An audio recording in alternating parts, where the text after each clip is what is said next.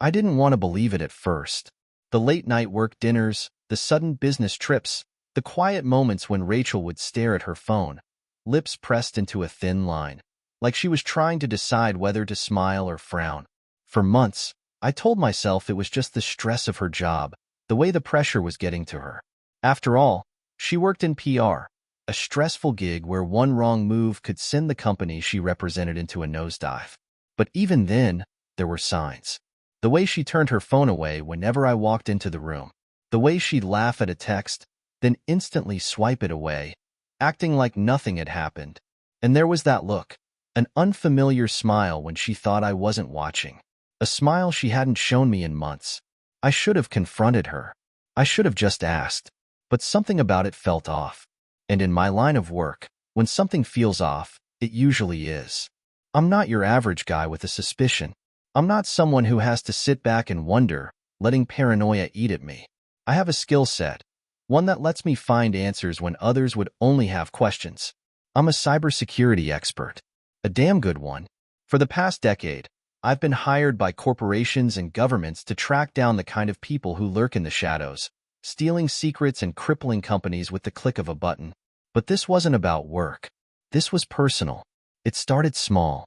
A few weeks ago, when she left for another one of her meetings, I took her phone off the counter and sat down at my desk. It wasn't hard. Within seconds, I had bypassed her PIN, accessing everything I needed to know. At first, it felt wrong, like I was crossing a line I'd never come back from. But once I was in, there was no turning back. The first messages I found were innocent enough. Chats with coworkers, emails about projects at her firm, the usual things you'd expect from someone with a busy career. But then, buried under a string of notifications, I saw it. A text from a contact listed only as J. At first glance, nothing about it screamed affair. It was cryptic, short, just a few words. Friday? Same place? I wouldn't have thought much of it if the rest of the conversation hadn't been deleted. That's when my instincts kicked in. Someone doesn't go through the trouble of scrubbing a text thread unless there's something they don't want to be found. I went deeper, into her cloud storage, digging through backup files she thought had been erased. And that's when I found the rest, the full conversations between Rachel and this Jay. They weren't just meeting for coffee, and this wasn't a friendly colleague. The texts were filled with excitement, with passion, stuff she hadn't said to me in years. Plans for secret meetups, coded messages, and some not-so-coded ones too. The gut punch of realizing my wife was having an affair hit me hard, but it didn't stop there. There was something else, something worse.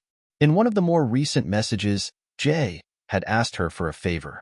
He needed access to something at her firm, something behind the firewall, client data that was supposedly airtight. Rachel had brushed it off at first, but as the texts went on, I could see her reluctance fade. She was being roped in, manipulated. Or maybe she was in deeper than I wanted to believe. I copied the entire thread, sent it to my personal encrypted folder, and spent the rest of the night trying to convince myself that I was wrong. That maybe this wasn't as bad as it looked. Maybe it was just some asshole trying to take advantage of her. Maybe she didn't know what she was getting involved with. But I couldn't shake the feeling that this was about more than just infidelity. The next day, I didn't go into work.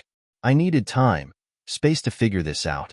I dove into the internet, scouring every trace of Jay I could find. I set up alerts, dug through hidden forums, and searched through databases that weren't exactly legal for me to access. And that's when I found him, Jonathan Riker, also known online as JX, one of the most notorious hackers in the game. His name had come up in dozens of investigations, but no one had ever gotten close enough to pin anything solid on him. He was responsible for some of the biggest corporate breaches in the last decade. Millions of dollars stolen, sensitive data leaked, all while staying 2 steps ahead of law enforcement. And now he was the guy my wife was sneaking around with. It wasn't just an affair. She was involved with a criminal, one of the most dangerous men I'd ever come across in my career. And if she didn't know it yet, she was about to. The pieces fell into place slowly. Riker was using her. Of course he was. He had been for months. He wasn't interested in her as a person. He was using her to gain access to the high-level data her firm handled, the kind of data that could make him rich or destabilize entire industries. This wasn't just about money. It was about power. But here's the thing. You don't get to play people like me. Not without paying the price. I didn't confront her. Not yet. I needed more. I needed to know exactly what Riker was planning, what he was after. If I went at Rachel too soon, if I tipped her off, she'd warn him, and I'd lose my chance to stop this before it spiraled out of control. So I kept digging. I followed the digital trail. Riker was careful, but I was better. I traced his activity across the dark web, piecing together his conversations with other criminals, watching as his plans unfolded right in front of me. He was building something big, and Rachel was a part of it, whether she knew it or not. As the days passed, I found myself slipping deeper into the role of an investigator. I wasn't her husband anymore. I was watching her like she was just another target, another suspect. It made me sick, but I had no choice. If I didn't figure this out, if I didn't stop Riker, he could take down more than just a few companies. He was after something much bigger. I watched her phone closely. I watched her moves, her texts, her calls. Every message she sent, I tracked it. And that's when I found it. The smoking gun. An email from Riker with an attachment. A file encrypted so heavily that even I had trouble cracking it. But after hours of work, I managed to get inside. And what I found made my blood run cold. It was a blueprint. Not for a company breach or a data theft. This was bigger. Much bigger. Riker was targeting a government database. A system that stored information on millions of citizens, military secrets, economic plans, things that, in the wrong hands, could lead to chaos. And Rachel was his way in. She had unknowingly given him the access codes he needed through her company's system. She had no idea what she'd done, but I did. The clock was ticking. Riker was moving fast, and I was running out of time. I had to stop him, but I also had to protect Rachel. As angry as I was, as betrayed as I felt, I couldn't just leave her in the crossfire. That night, I made my move. It was time to end this. I'm sitting in my car now, outside the hotel where they've been meeting. I've got a plan. Riker thinks he's untouchable. He thinks he's smarter than everyone else. But he doesn't know what I've been working on. He doesn't know that I've been one step ahead this whole time. I glance at the time. Rachel should be inside by now. My heart races, but not with fear, with resolve. This ends tonight. I get out of the car, my heart pounding, and head inside. This is going to be one hell of a confrontation. I stepped into the hotel, heart pounding but mind laser-focused. The quiet hum of the lobby was a sharp contrast to the storm brewing inside me. My eyes scanned the room, not really seeing it. My thoughts were ahead, picturing what I was about to walk into. Rachel, him, together. I'd gone over this moment 100 times in my head, planning every detail, preparing for every possible outcome. But nothing could prepare me for the confrontation that was seconds away. I kept thinking about that look on her face when she would glance down at her phone. The smile she used to reserve for me, now meant for someone else. For Riker. I took the stairs. I didn't want to risk running into them in the elevator, didn't want them to see me until I was ready. My steps were slow, methodical. I had to keep myself calm. There was too much at stake to lose control now. Riker wasn't just a cheater. He was a criminal mastermind, and I wasn't just here for revenge. I was here to stop him from pulling off the biggest cyber attack this country had ever seen. Room 514. I stopped outside the door, my pulse hammering in my ears. This was it, the point of no return. I had the upper hand, but only for now. I had a briefcase under my arm with everything I needed, evidence, tools, and something a little extra, something Riker wasn't expecting. I took a deep breath and knocked. The door opened after a few seconds. Not Riker. Rachel stood in front of me, her eyes wide with shock, her lips parting slightly as if to say something, but no words came out. Mark. Her voice was barely a whisper, her body frozen in place. I pushed past her, stepping into the room before she could shut the door. My eyes darted around, taking in the scene. There was a laptop on the small hotel desk, screens of encrypted data flashing, a burner phone next to it. And there, sitting casually on the bed, was him, Jonathan Riker. He didn't look like the criminal mastermind I'd imagined. He was younger than I thought, clean-shaven, dark hair falling over his brow.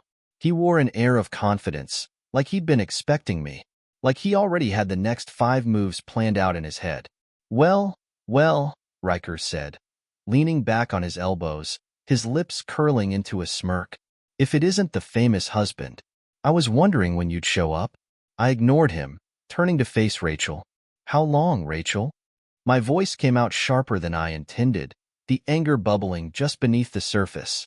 How long have you been working with him? Her mouth moved, but no sound came out. She looked terrified, like a deer caught in headlights.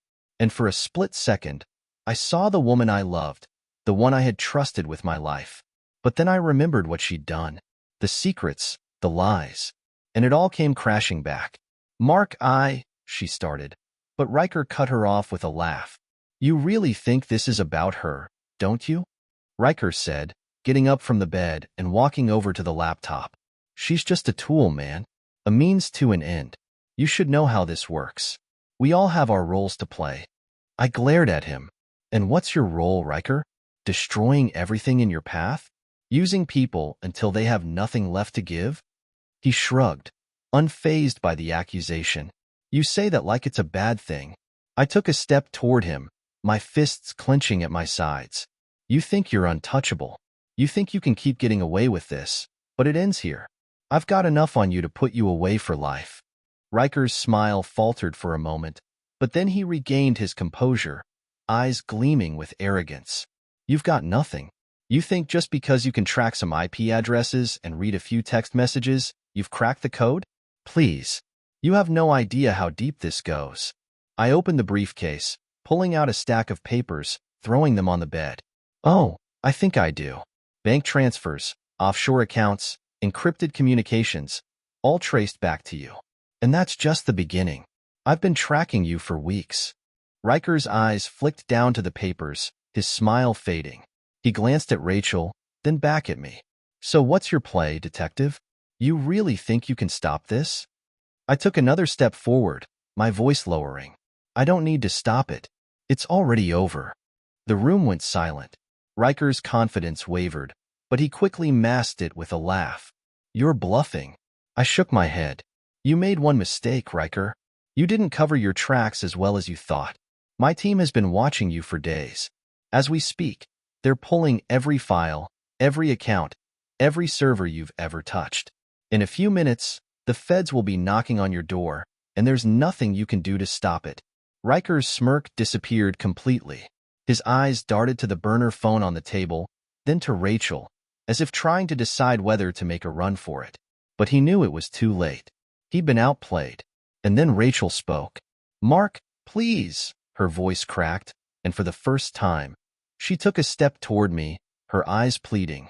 I didn't know. I didn't know what he was planning. I thought I was helping him.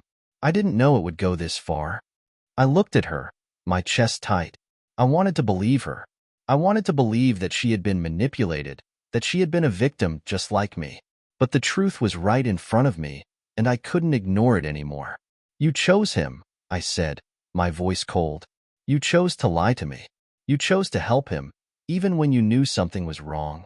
Her face crumpled, tears spilling down her cheeks. I'm sorry, Mark. I didn't mean for this to happen. I didn't know how to stop. I shook my head, the anger rising again. You could have come to me. You could have told me the truth. But you didn't. Riker's voice cut through the tension, his arrogance returning in full force. Touching, really. But if you're done with the domestic drama, detective, I've got bigger things to worry about. I turned to him, my hand instinctively moving toward my gun. You're done, Riker. It's over. He smirked. Is it? Because I think you're forgetting one little detail. Before I could react, Riker grabbed the burner phone, his fingers flying over the screen. My heart sank as I realized what he was doing. He wasn't trying to escape. He was activating something. Goodbye, Mark, Riker said, his voice low and venomous. It's been fun. I lunged toward him, but it was too late. The room went dark as the lights flickered and cut out, the laptop shutting down with a sudden hiss. The entire hotel floor lost power. I stood frozen for a split second, my mind racing. What the hell had he done? And then it hit me. Riker hadn't just been planning a corporate heist. He had been preparing for something far bigger. A cyber attack that would cripple the infrastructure of the entire city. Everything. Power grids, hospitals, communications, everything would go down. The lights outside flickered too. The hum of the city fell silent. Riker's voice echoed through the darkness, his laugh cold and mocking. I told you. You can't stop me. I grabbed him by the collar, slamming him against the wall. What did you do? I shouted, rage boiling over. What the hell did you just do? He smiled, blood dripping from the corner of his mouth. It's already too late. My mind raced. I couldn't let this happen. There had to be a way to stop it, to reverse what he had just set in motion. But there was no time. I shoved Riker away, grabbing the burner phone from his hand, my fingers flying over the screen, desperately trying to undo the command he had sent. But the interface was encrypted, locked down tight. And even if I could break through, I didn't know if I could stop it in time. Rachel stood frozen in the middle of the room, tears still streaming down her face. Mark, what's happening? I ignored her, focused entirely on the phone, on the task in front of me. There had to be a way. There was always a way. And then I saw it. A failsafe, buried deep in the code. Riker had set a timer, a delayed activation. I had minutes, maybe less, but it was something. A chance. Without another word, I grabbed the laptop, shoving it into my briefcase, and ran for the door. Rachel called after me, her voice desperate, but I didn't stop. I couldn't stop. The city was going dark, and I was the only one who could stop it from falling into chaos.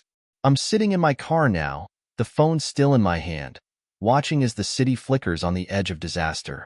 I have minutes to stop this, to undo what Riker started. But no matter what happens next, one thing is clear. My life, the life I thought I knew, is over. I sped through the darkened streets, weaving through the sudden chaos of the city as the blackout spread like wildfire. Traffic lights were down, buildings stood in eerie silence, and panicked people spilled into the streets, their phones flickering uselessly in their hands. It wasn't just the lights. Communication was starting to falter too. Riker had planned this perfectly. I gripped the steering wheel, mind racing as I replayed the events of the last few minutes. I still had the burner phone in my hand, still staring at the timer ticking down. I had a chance, a slim one, to stop this, but I knew I couldn't do it alone. I needed a secure system, a place where I could tap into everything at once and try to reverse the damage. There was only one place I could go. My office. At this point, it wasn't just about saving the city. I needed to finish what Riker started, crack his system wide open, and get everything I could to bring him down. But there was a part of me that still felt raw, like a nerve exposed. Rachel. I could still hear her voice, that hollow plea echoing in my mind. How deep had she really been involved? Did she even realize what Riker was capable of? I wanted to believe she hadn't known, but the truth was murkier than I could handle right now. She hadn't just been a victim. She had made her choices, and one way or another, I'd have to deal with that. But first, I had a city to save. I reached my office building, weaving through a crowd of people who had gathered outside in confusion. My pass still worked. Luckily, the emergency backup systems for the building were online. I raced up to my floor, barely acknowledging the security staff who were scrambling to understand what had happened. Once inside my private office, I slammed the door behind me, locking it. My heart was pounding in my chest as I flipped open my laptop and connected to my most secure server. I had rigged up my own network over the years, one that even Riker's complex code wouldn't breach, at least not easily. This was where I had the best shot at stopping him. The timer on the burner phone kept ticking down. 3 minutes. It wasn't much time, but it was enough if I moved fast. I plugged the phone into my system, and immediately, the encrypted command codes from Riker's network flashed across my screen. Riker's encryption was brutal, but not impossible to crack. With each keystroke, I unraveled the layers, bypassing his firewalls and reaching deeper into the network. My hands were steady, but the anxiety was mounting. I only had a sliver of time to reverse what Riker had done, and the consequences if I failed weren't just digital. The entire infrastructure of the city was at risk, and from the look of his plan, maybe even the entire country. But then, just as I was about to break through the final layer, something strange happened. A new window popped up on my screen. It was a live feed, and it wasn't from any server I had accessed. I froze, staring at the image. It was Rachel. She was in a room somewhere, tied to a chair, her face pale, bruises on her arms. Her eyes darted around the room in terror as a voice off-screen barked orders. "What the hell?" I muttered under my breath, my pulse skyrocketing.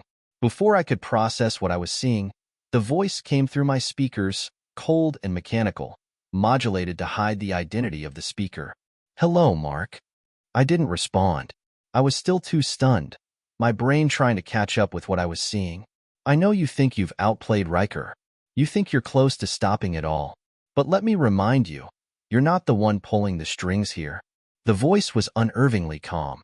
Behind Rachel, I could see a timer, just like the one on the burner phone, counting down. I felt a chill crawl down my spine. "I don't need to explain the rules to you, Mark. You've been playing this game long enough to understand. But let's make it clear. You either succeed in stopping the blackout within the next 2 minutes, or you can say goodbye to your wife." My heart pounded in my ears. This was bigger than Riker. There was someone else. Someone who had been orchestrating everything from the shadows. Riker was just a pawn. And Rachel? She was leverage. "Who are you?" I growled, keeping my hands poised over the keyboard, trying to focus. "Who I am doesn't matter. What matters is what you choose to do next." I stared at the countdown on Rachel's feed. This wasn't just about the blackout anymore. This was about saving her. As much as I hated what she'd done, I couldn't just let her die. Not like this. "I'll play your game," I said through gritted teeth. "But when this is over, I'm coming for you." The voice laughed softly. "Good luck with that." And then the feed cut out. I had less than 2 minutes. My hands flew over the keyboard, working furiously to break through the last line of defense Riker had set up. The encryption was fierce, fighting me at every turn, but I could feel it starting to give. I couldn't let whoever was behind this win. I couldn't let the city go dark, and I sure as hell wasn't going to let Rachel die at the hands of some faceless bastard. I could feel sweat trickling down my temple as the clock ticked closer to 0. My fingers moved faster, everything fading away except for the lines of code in front of me. I could hear my heart pounding in my ears, the pressure building with every passing second. And then, just when I thought I'd hit a dead end, I saw it. An exploit. A tiny crack in Riker's code. I seized it, breaking through the final layer of encryption and taking control of the system. With a few keystrokes, I reversed the command, shutting down the blackout sequence and restoring power to the city. The lights flickered back to life outside the window. The timer on the burner phone froze at 1 second. I let out a breath I didn't realize I'd been holding. It was over. The city was safe. But Rachel wasn't. I slammed my laptop shut, grabbed my keys, and bolted out of the office. I didn't have time to think, didn't have time to strategize. I needed to find her. The person behind this had underestimated me if they thought I'd just sit back now that I'd stop the blackout. They had my wife, and that meant they had a death sentence. I drove recklessly through the city, my mind racing. Whoever was behind this knew how to stay hidden, but they'd slipped. I had traced the feed from the burner phone, pulling coordinates from the signal before it cut out. I was heading toward the industrial district, where abandoned warehouses lined the waterfront, a perfect place for someone to set up an operation like this. When I arrived, the place looked deserted, but I knew better. I parked a few blocks away, keeping low as I approached the building. Every instinct told me this was a trap, but I didn't care. I was going to get Rachel out. I slipped inside the building, my senses on high alert. The warehouse was dark, the only light coming from a single bulb swinging in the far corner. And there, in the center of the room, was Rachel, still tied to the chair, her eyes wide with fear. "Rachel," I called out, rushing toward her. She looked up, tears spilling down her cheeks. "Mark, I'm so sorry." I didn't have time to comfort her. I was already scanning the room for any signs of the person behind this, my gun drawn. But before I could react, the door slammed shut behind me, and I heard footsteps. I turned, and there he was.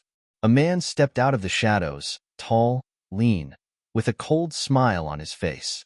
He wasn't anyone I recognized, but the way he carried himself, the way he looked at me, it was clear he was the mastermind. Well, he said, his voice the same one from the call. Looks like you made it just in time. I aimed my gun at him. Let her go. Now. He raised his hands, unbothered by the gun pointed at him. Oh, I will. But first, let's talk about how this ends. Before I could react, I felt something cold press against the back of my neck. Another man. I hadn't seen him. He must have been hiding in the shadows. I'd been outplayed. Drop the gun, the mastermind said, his smile widening. Or I'll have my friend here, make sure you never hold anything again. I gritted my teeth, my mind racing. I was trapped. I had no leverage, but I wasn't going down without a fight. In one swift motion, I swung the gun upward, knocking the man behind me off balance. I turned, grabbing his wrist and twisting it until he dropped his weapon. The room erupted into chaos, fists flying, bodies colliding. I fought like a man possessed, knowing that this was my only chance. Every hit, every strike, was fueled by the rage of what they'd done. What they'd put Rachel through, what they had turned my life into. Within seconds, the man was down, and I was back on my feet, gun aimed at the mastermind once more. You think you've won, don't you? He sneered, wiping blood from his lip. You have no idea what you've stepped into. I cocked the gun, my finger hovering over the trigger. I don't care. Let her go. He laughed again, this time softer, more sinister. This isn't over, detective. You're just a pawn in a much bigger game. With a final smirk, he pressed something in his pocket, a small button. The entire warehouse exploded into a wall of blinding light. I woke up in darkness, the smell of smoke thick in the air. My body ached, and I felt disoriented, but I was alive. I struggled to my feet, looking around for Rachel. The warehouse was in shambles, debris everywhere. But then I saw her, lying on the ground a few feet away, still breathing. I rushed to her, pulling her into my arms. Rachel, we have to go, I whispered urgently, shaking her awake. Her eyes fluttered open, and for a moment, she just stared at me, confusion and fear clouding her expression. I'm sorry, she mumbled again, but there was no time for that. We'll talk later, I said, pulling her up. We have to get out of here. We staggered toward the exit, my mind reeling from everything that had happened. The mastermind had escaped, but I wasn't finished yet. This wasn't over. Not by a long shot. As we stepped out into the night air, sirens wailed in the distance. The city was coming back to life, the blackout averted. But as I looked down at Rachel, bruised, broken, but alive, I knew that my life was never going to be the same. The city may have survived, but I was just getting started. We stumbled out into the dark alley behind the warehouse, the cool night air hitting my face like a slap. I half-carried Rachel, my arm around her waist, supporting her as she limped along. Every muscle in my body screamed, but I pushed through the pain. I couldn't think about anything else except getting out of there, getting somewhere safe. The explosion had rocked the warehouse, leaving debris and dust in its wake, but we had managed to escape before the building fully collapsed. I could still feel the rumble beneath my feet, like the earth itself was groaning under the weight of what had just happened. The mastermind had planned for this. He had anticipated it all, but he had underestimated me. As we turned the corner, I could hear the faint wail of sirens in the distance. Backup was on its way, but I couldn't wait around. The man behind all of this, the one who had orchestrated everything, who had used Rachel and Riker, was still out there. And now I knew one thing for certain. This was much bigger than anything I had imagined. Rachel groaned softly beside me, her breath shallow. I stopped for a moment, setting her down gently on the pavement, taking a deep breath to steady myself. She looked up at me, her eyes filled with pain and guilt. I'm so sorry, Mark, she whispered, her voice barely audible. I didn't know. I didn't mean for any of this to happen. I stared at her for a long moment, my mind swirling with a mix of emotions I didn't know how to process. Anger, sadness, betrayal. But above all that, exhaustion. I was tired of fighting, tired of chasing shadows, tired of not knowing who to trust.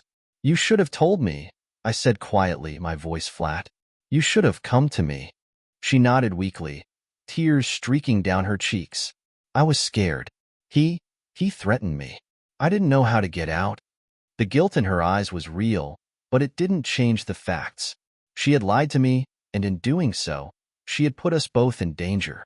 But now wasn't the time to deal with that. I needed to get her to safety, and I needed to finish what I'd started.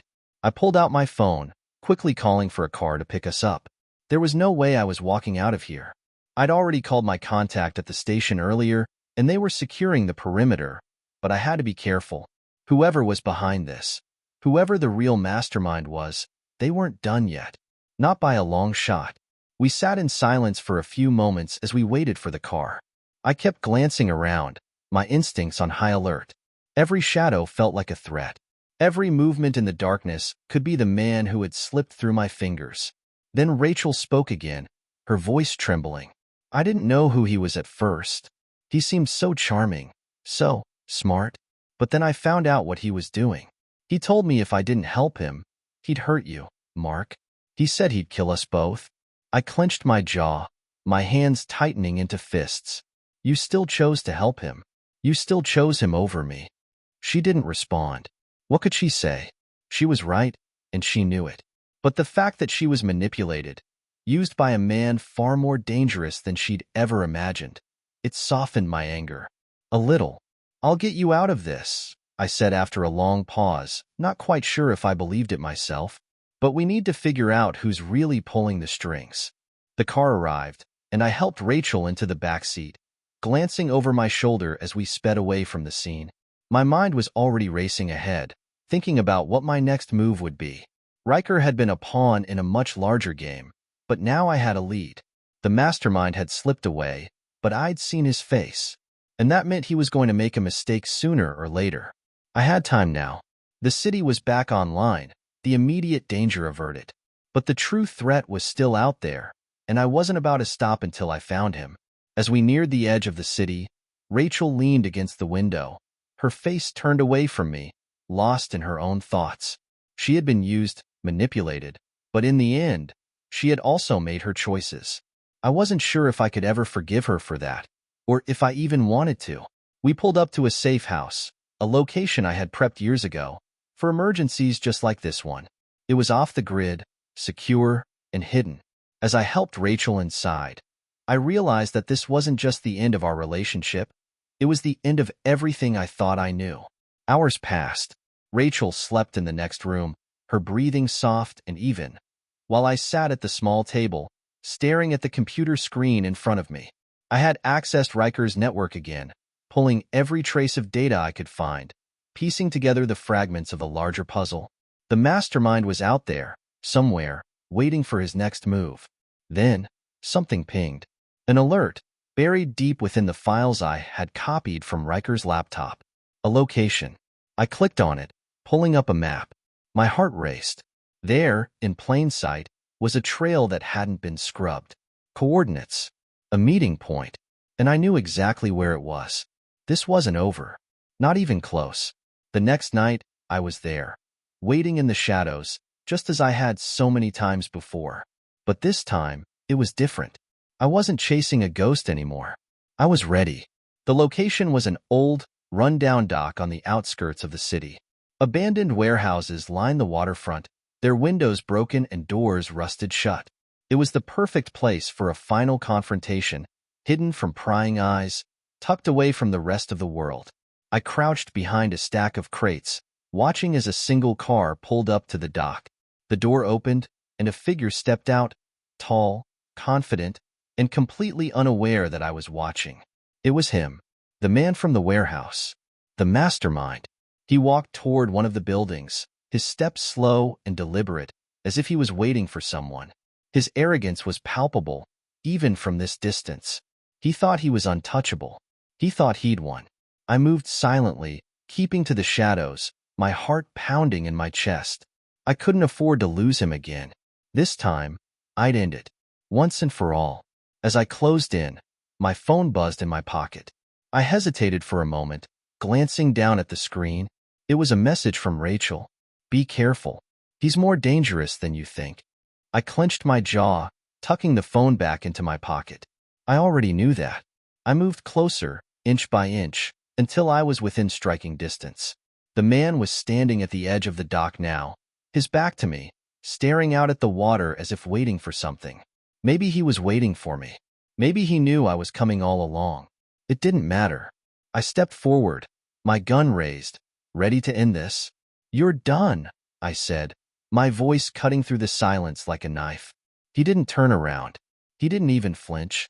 "I expected you sooner," he said calmly, his voice low and steady. "But I suppose you've had your hands full." My finger tightened on the trigger.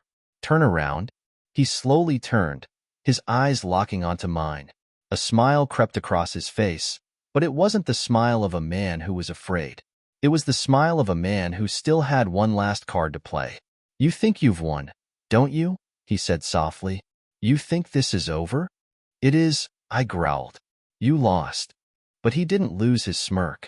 Instead, he raised a hand, holding something small, a remote, just like the one Riker had used in the warehouse. "Not quite," he said, his voice chillingly calm. "Let me show you what real power looks like." Before I could react, he pressed the button. The ground beneath us rumbled, and in the distance, I heard a massive explosion, far bigger than the one at the warehouse. My heart sank as I realized what had just happened. The entire city skyline lit up in flames. He had outplayed me. "Goodbye, detective," he said, his voice fading into the chaos as he turned and disappeared into the shadows, leaving me standing there, staring at the destruction I couldn't stop. I had saved the city once, but this time, it had cost me everything. As the flames engulfed the skyline, I stood there, the weight of failure pressing down on me. The mastermind was gone. The city was burning, and somewhere in the distance, I knew that Rachel was watching, waiting for me to return, but I didn't know if I ever would. This wasn't over, not by a long shot, and the real fight was only just beginning. I stood frozen, my eyes glued to the inferno that now consumed the distant skyline.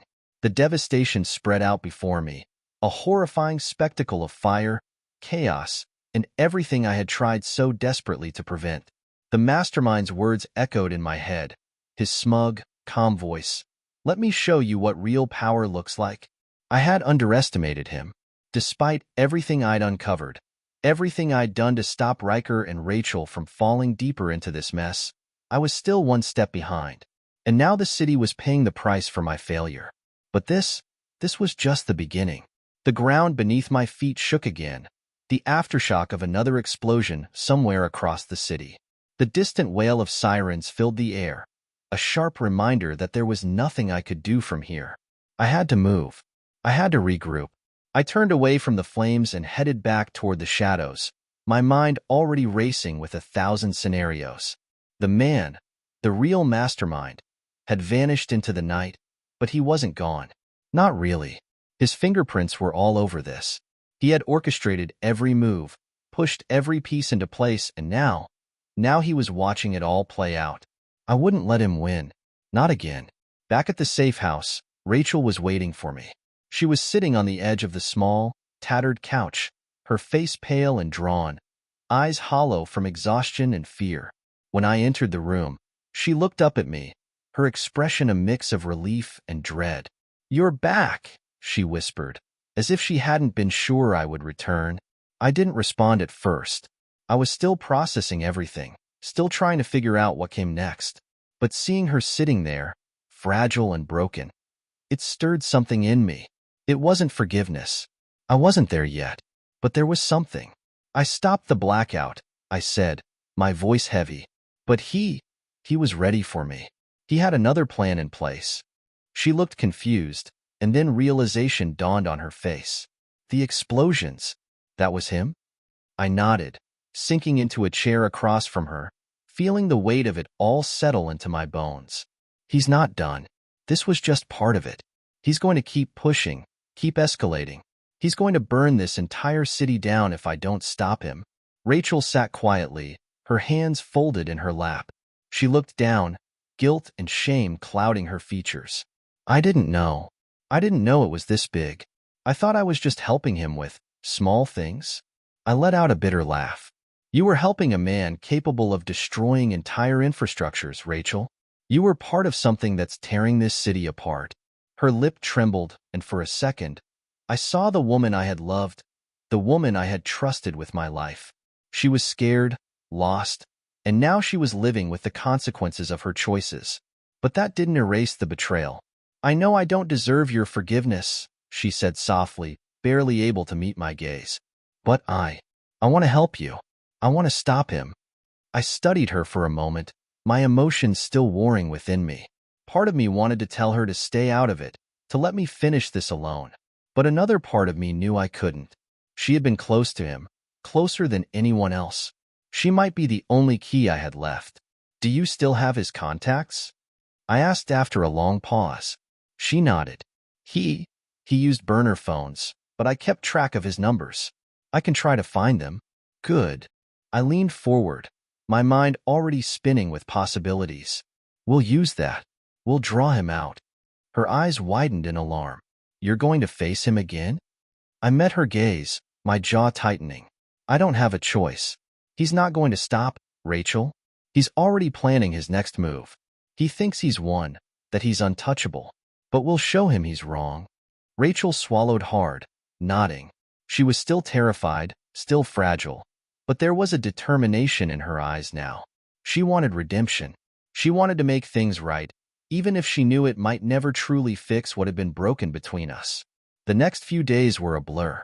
I worked around the clock, piecing together what little I had left: Riker's files, Rachel's burner phone logs, traces of the Mastermind's encrypted communications.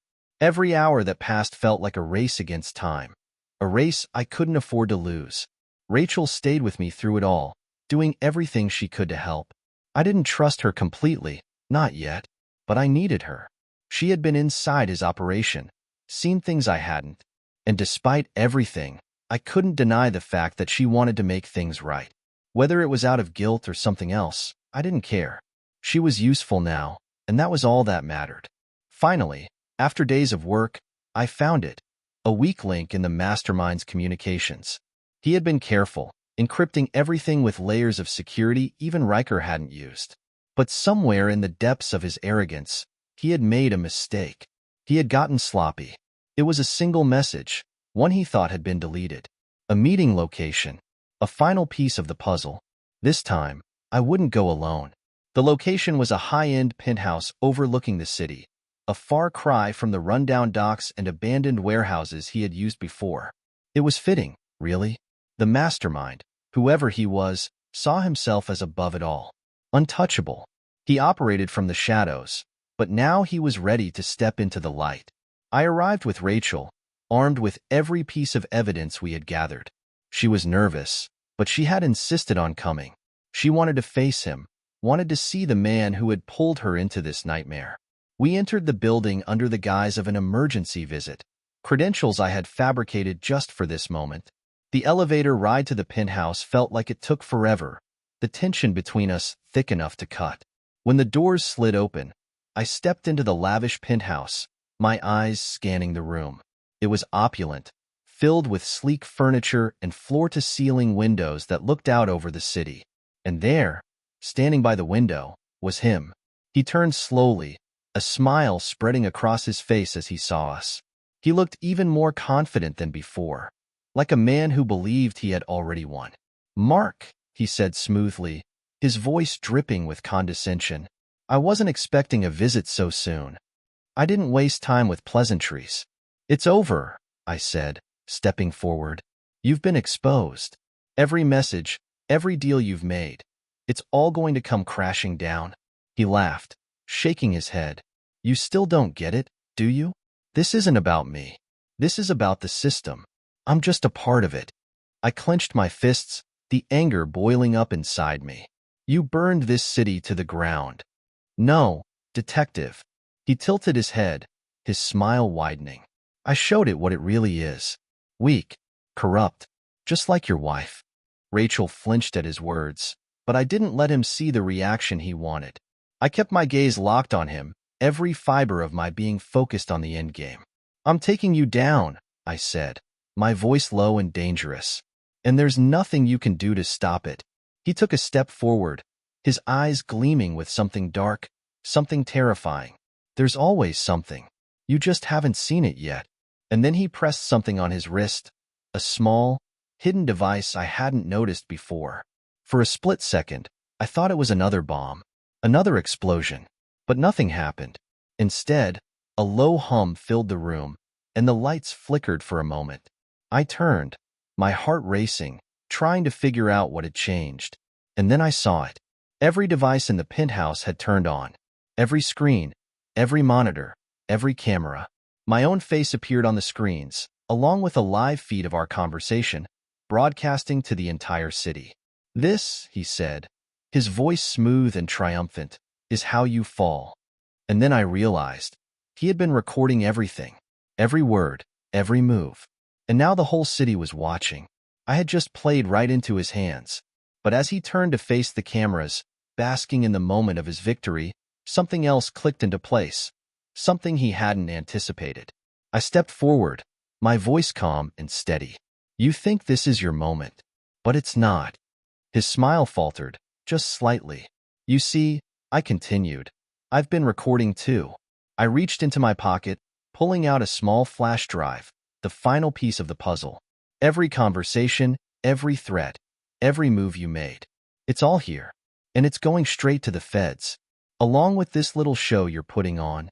The mastermind's face twisted into something ugly, something panicked. He took a step back, realizing too late that he wasn't in control anymore. And as the sirens wailed outside, growing louder with each passing second, I knew it was over. For him, for the nightmare he had created.